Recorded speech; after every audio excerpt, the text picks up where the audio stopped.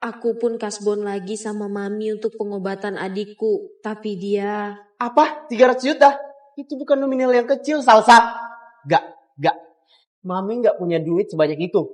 Tolonglah, Mi. Salsa gak tahu harus minta tolong sama siapa lagi. Salsa beneran butuh buat Tasya, Mi. Mana ada karyawan baru minta kasbon sebanyak itu? 300 juta loh itu. Salsa. Tolong jangan bilang apa-apa sama Pak Toro. Salsa masuk dulu. Yuhu, Bos Toro. Kenapa anak itu?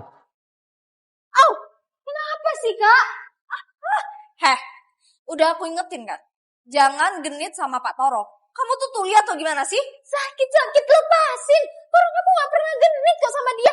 Gak pernah genit. Terus kamu bisa jelasin kenapa dia panggil kamu lagi malam ini? Yuhu. Salsa, ayo ikut Mami nak. Kemana, Mi? Hari ini dan seterusnya kamu udah di booking sama Pak Toro. Apa? Enggak, Mi. Salsa gak mau. Apa? Gak mau? Kamu lupa ya aturan di klub Mami? Salsa, karena hari ini adalah hari pertama kamu kerja, Mami mau kasih tahu kamu tentang rules di sini. Pertama, tidak boleh menolak booking tamu siapapun itu. Iya, Mi. Tapi, Mi... Mami bakal kasih apa yang kamu minta tadi, asal kamu nurut sama Mami. Ternyata pelangganku seterobsesi itu sama aku. Ia bahkan mulai memasuki kehidupan pribadiku. Saya ini orang kaya. Kalau kamu gak mau sama saya, kamu yang rugi. Terserah. Saya nggak peduli. Karena dari awal saya tuh emang nggak mau sama Bapak. Biar aja Salsa. Seorang Toro gak mungkin gagal dapetin kamu. Apalagi kamu yang bekerja di dunia malam. Cari tahu latar belakang Salsa sampai ke akar-akarnya. Ayo jalan.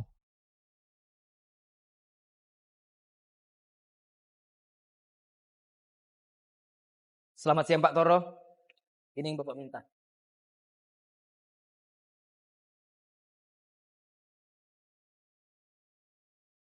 Dia Tasya, adik kandung Salsa.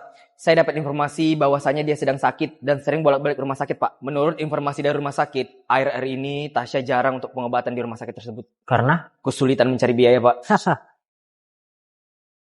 Kayaknya saya tahu harus ngapain sekarang. Tasya. Adek. Adikku hilang. Aku curiga kalau ini adalah perbuatan laki-laki psikopat itu. Aduh, kemana sih itu anak? Adek. Sebelumnya, adikku hilang saat aku jemput dia pulang sekolah. Adik saya pulang sama siapa ibu bilang? Tasya dijemput sama calon suami Mbak Salsa kan? Calon suami? Orang saya belum tunangan kok bu. Apa? Karena sebelum Tasya dibawa pergi, laki-laki itu bilang sendiri kalau dia calon suami Mbak Salsa dan akan segera menikah. Makanya saya nggak curiga sama sekali. Saya mohon maaf yang sebesar-besarnya atas kelalaian saya Mbak Salsa. Ciri-cirinya yang bawa Tasya seperti apa bu?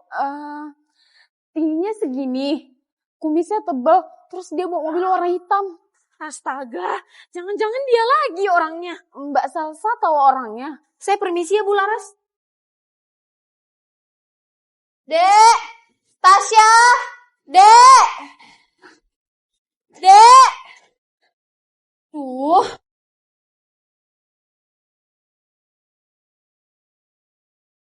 Kurang ajar. Berani-beraninya dia masuk ke kehidupan pribadi aku. Dek! Tasya! Kakak! Surprise! Ayo dek, kita Kak, kakak udah mau nikah ya sama abang ini? Sebentar lagi kita bakal tinggal bareng. Jadi Tasya dan kakak gak perlu ngontrak-ngontrak lagi. Sialan, ngaco banget dia kalau ngomong. Yeay, akhirnya kakak udah mau merit. Tasya ikut seneng deh. Tasya tunggu sebentar ya di sini. Kakak mau ngobrol dulu. Ikut saya, Pak. Maksud Bapak apa, bilang kalau kita mau nikah? Emang saya pernah terima? Tolong ya, Pak Toro yang terhormat. Jangan pernah masuk ke kehidupan pribadi saya. Salsa. Ini semua baru permulaan. Dan pada akhirnya, kau gak akan bisa lari dari saya. Dasar laki-laki sinting. Dek, kita pulang. Itu Bang Toro gak diajak, Kak? Gak usah. Dah Tasya. Ye, akhirnya kakak udah gak jomblo lagi. Udah mau married kakakku yang cantik ini. Kak, kalau almarhum papa dan almarhum mama masih ada, pasti mereka seneng deh. Senang. Kakak ini udah capek, Dek. Dari tadi nyariin kamu kemana-mana. Tasya. Penyakit langka di tubuh pasien ini sangat rawan, jadi ibu harus ekstra menjaganya. Pasien tidak boleh mengalami shock dan stres, jadi jangan sampai ke trigger ya bu, karena akan berakibat fatal baginya bu. Baik, Dok. Maafin kakak. Ya Allah, kenapalah aku bisa sekasar itu sama adik? Semoga adik hamba gak kenapa-napa ya Allah.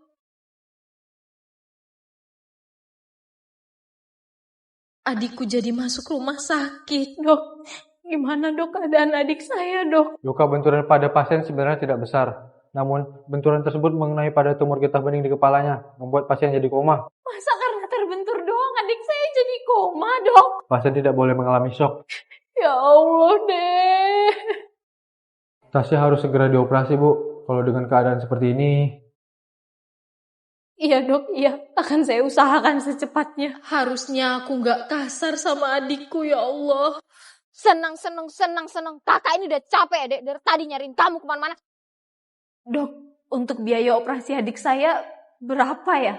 Untuk biaya operasi tumor getah bening di area kepala membutuhkan biaya sebesar 240 juta bu. Biaya tersebut adalah di luar dari terapi yang lainnya. Apa? 240 juta? Benar bu. Aku harus cari di mana uang sebanyak itu ya Allah. Apa aku... Yuh, Pak Toro. Ini udah tak bawain ladiesnya. Ya sudah kalau gitu. Mami tinggal ya. Bye. Eits, jangan kemana-mana dong. Pak Toro, tolong jangan kayak gini Pak. Saya udah tahu apa yang terjadi sama kamu, Salsa. Udahlah, kamu jangan keras kepala. Sekarang yang bisa bantu kamu itu cuma saya. Terima kasih banyak, tapi saya nggak butuh bantuan Bapak. Dan tolong ya, jaga sikap Anda. Walaupun saya Elsie, bukan berarti saya mau digituin. Saya nggak mau punya hubungan apa-apa sama Bapak. Apalagi sampai berhutang budi.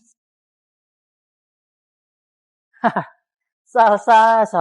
Kamu beneran mau nolak bantuan dari saya? Iya. Kalau kamu emang seprofesional itu, maka saya mau kamu layani saya dengan yang satu ini. Dia mau ngapain? Gara-gara aku menolaknya, aku pun dipaksa seksi dance dan melayani kedua rekan bisnisnya. Cheers. Pokoknya, malam ini kita semua kudu happy-happy. Kalian berdua gak perlu segan sama saya. Kalian bebas ngapain kepada Elsie yang udah saya booking untuk rekan bisnis yang saya cintai. Kurang ajar. Ayo dong, joget yang lebih seksi lagi dong, Dek. Joget dong, gimana sih? Salsa, kalau kamu bisa bikin kami semua happy sampai pagi, saya sawer kamu. Dasar laki-laki sinting. Cuman gara-gara aku nolak jadi istrinya, bisa-bisanya dia ngelakuin ini sama aku. Sampai mati pun aku gak bakal mau dijadikan istri sama kamu, Toro. Karena butuh uang, aku pun terpaksa melakukan hal yang tak biasa aku lakukan sebelumnya. Salsa, gimana? Enak nyari uang dari lainin orang banyak itu? Apa gak capek kamu, ha? Lepasin! Udah, Sal. Gak usah keras kepala. Nikah sama saya bakal menjamin hidup kamu. Saya bisa terima kamu apa adanya kok. Dan saya juga bisa ngebagian kamu, Salsa. Walaupun aku butuh uang dan harus bekerja sebagai wanita malam dan harus layani laki-laki hidung belang setiap hari, aku gak akan mau dinikahi laki-laki yang kukenal di dunia malam. Enggak, saya enggak mau. Anda ini benar-benar licik ya. Selain suka maksa, ternyata Anda juga psikopat. Gak kebayang kalau saya sampai dinikahin sama orang seperti kamu. Psikopat kamu bilang. Pokoknya sampai mati pun saya gak akan mau jadi istri Anda. Jadi Anda stop maksa saya. Sialan. Baru kali ini aku digini sama perempuan. Gak bisa. Aku harus cari cara buat luluhin perempuan keras kepala itu. Setelah kejadian itu, Toro pun tetap tidak putus asa. Aku diculik dan dibawa pergi ke suatu tempat. Tolong!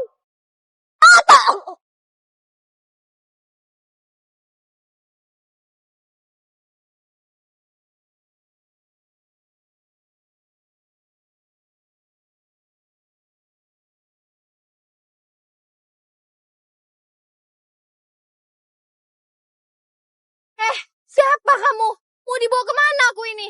Woi! Ternyata aku dibawa untuk bertemu sama dia. Apa maksud Anda bawa saya ke sini, ya? Dasar laki-laki licik. Saya tahu loh, adikmu ada di rumah sakit mana. Kalau kamu nggak mau adikmu kenapa-kenapa, duduklah dan temanin saya makan. Wow. Saya udah pernah ingatin berkali-kali, jangan pernah masuk ke kehidupan pribadi saya. Nathan, ini berlian 50 karat. Sengaja saya kirim dari Paris. Khusus buat kamu. Maaf, tapi saya nggak bisa terima ini. Kenapa? Kurang. Kalau kamu mau jadi istri saya, kamu nggak cuma dapat ini. Kamu bisa dapat rumah, mobil mewah, bahkan usaha apapun yang kamu mau. Kenapa sih, Pak? Bapak ini masih aja terobsesi sama saya. Padahal saya udah bilang loh berkali-kali, kalau saya ini nggak mau sama Bapak. Salsa, come on. Sejak pertama kamu kerja di klub itu, saya udah jatuh cinta sama kamu. Tapi tetap aja, saya nggak bisa, Pak Toro. Keras kepala kamu, Sa. Kalau kamu tahu sendiri, adikmu butuh uang banyak agar bisa segera dioperasi. Walaupun aku emang butuh banyak uang, tapi entah kenapa aku nggak bisa terima tawarannya. Gini ya, Pak. Sebelumnya makasih banget. Bapak udah mau nawarin saya jadi istri Bapak. Tapi saya beneran nggak bisa, Pak. Karena ada suatu hal yang saya nggak bisa sebutin di sini. Jadi, maafin Salsa ya, Pak. Salsa permisi. Salsa, tunggu. Pak, menurut Salsa, penjelasan Salsa tadi udah cukup jelas ya, Pak. Jadi Salsa mohon banget jangan kayak gini lagi. Kamu nggak bisa merawat saya kayak gini, Salsa. Ingat, cuman saya yang bisa beresin masalah keuangan kamu. Baru kali ini aku ketemu laki-laki yang sesaiko ini. Sa. Cukup. Kayaknya saya terpaksa meluruskan ini. Sebenarnya Salsa udah punya pacar, Pak. Dan untuk biaya operasi adik Salsa, dia yang bakal bantuin Salsa. Apa? Permisi. Nathan! Iya, Bos. Cari tahu siapa pacarnya Salsa. Saya butuh jawaban itu sekarang. Cepat! Siap, Bos. Salsa. Kamu pikir aku bakal biarin kamu deket sama anak aku? Ini, Pak, informasi yang Bapak minta.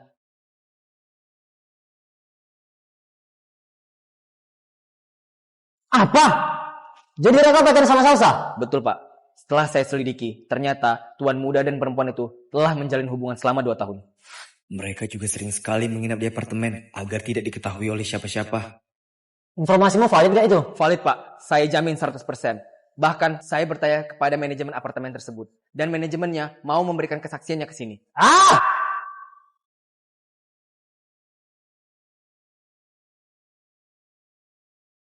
Papa? Bentar ya, sayang. Halo, Pak. Gimana kamu? Ini Raka lagi di gym. Kenapa, Pak? Kok Raka jadi panikan gini setelah ditelepon papanya? Dan kenapa dia harus bohong? Sesuai dugaanku, dia pasti gak berani bilang kalau dia punya pacar. Apalagi pacarnya seorang. Sesuai dugaanku, dia pasti gak berani bilang kalau dia punya pacar. Apalagi pacarnya seorang wanita malam. Raka, temuin Papa di kantor sekarang ya. Papa tunggu. Iya, Pak. Raka bakal ke sana sekarang. Tunggu, kamu mau ninggalin aku, sayang? Bukan gitu, sayang. Aku harus cabut. Aku harus nemui papa aku. Aku harap kamu ngerti ya? Ya minimal bilang-bilang dulu atuh. Kamu kalau mau pergi, masa aku ditinggal gitu aja? Ya udah. Maafin aku ya. Call you later ya. Bye. Iya, Pak. Papa nyariin Raka. Duduklah. Ada apa, Pak? Udah punya pacar kamu? Pacar? Iya, belum lah, Pak. Raka mau fokus kerja dulu. Yakin? Iya, Pak. Udah, Raka. Apa salahnya sih kamu jujur sama Papa? Papa sebenarnya tahu kok kalau kamu punya pacar. Hah? Udah tahu. Latar belakang hidupnya gimana menurutmu? Kalau Papa tahu Salsa seorang Elsie, bisa mampus aku. Raka? Latar belakangnya bagus kok, Pak. Dia itu perempuan yang pinter dan gak pernah aneh-aneh. Gak pernah aneh-aneh. Ya udah. Kalau gitu besok kamu bawa ya pacar kamu ketemu Papa di rumah. Karena bagaimanapun juga, umur kamu tuh udah matang untuk menikah. Iya, Pak. Kita lihat aja besok. Capek banget. Halo, sayang. Sayang, besok kamu gak usah kerja dulu ya. Kenapa, sayang? Papa aku udah tahu soal hubungan kita. Apa Ya, dia mau ketemu sama kamu, sayang. Makanya besok kamu usah kerja dulu ya. Ih, gimana dong sayang? Aku belum siap ketemu orang tua kamu. Apa? Jadi Pak Toro adalah papanya Raka? Papa, kenalin. Ini Salsa, pacar Raka. Salsa, ini Papa. Salam kenal Pak, saya Salsa. Salsa. Duduklah, duduk. Salsa, kerja di mana kamu? Dan orang tuamu punya usaha di bidang apa? Pak Toro, kenapa Anda sengaja menanyakan itu padahal Anda tahu semuanya? Pak, Salsa ini kerja di perusahaan trading. Dan orang tuanya salah satu investor di sana. Oh ya? Apa nama perusahaannya? Dan di mana? Di Kantornya ada di Jakarta Timur, Pak. Well, kalian udah pacaran berapa lama? Karena menurut Papa, ini kamu udah waktunya untuk berkeluarga, Raka. Dan Papa sangat pemilih dalam memilih orang yang masuk dalam keluarga kita. Kamu tahu itu kan? Jadi, perempuan yang bisa jadi menantu Papa harus perempuan kelas atas. Kalau perempuan yang kita nggak tahu bibit-bibit bobotnya, Papa nggak mau itu, Raka. Tapi, Pak, kamu nggak perlu cari bahan untuk berbohong, Raka. Karena Papa udah tahu semuanya. Kurang ajar, dia masih mencari tahu soal kehidupan pribadiku. Terus untuk apa Papa nyuruh Salsa ke sini? Ini ada cek 100 juta. Tolong akhiri hubunganmu dengan anak saya. Apa? Raka nggak mau putus sama Salsa. Raka sayang sama dia, Pak. Kamu nggak punya pilihan lain, Raka. Kamu itu satu-satunya ahli waris Papa. Jadi untuk pernikahanmu tidak bisa dengan orang rendahan. Mau nggak mau, siap nggak siap, kamu harus terima. Karena Papa udah jodohin kamu dengan anak rekan bisnis Papa. Which is, hidup kamu ke depannya bakal lebih terjamin. Jodohin? Pak, come on. Ini tuh udah zaman apa, Pak? Masa zaman sekarang masih pakai dijodoh-jodohin sih? Raka ini udah besar, Pak. Raka berhak untuk milih jalan hidup Raka sendiri.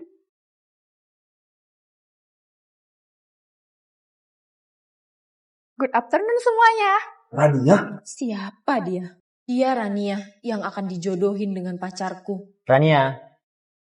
Hai Om. How are you? Sehat? Om sehat-sehat aja kok, cantik.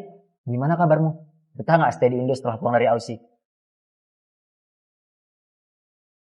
Pak Toro. Raka, hey, apa kabar? Yeah, I'm good. Aku kangen banget loh sama kamu. Kamu gak kangen aku?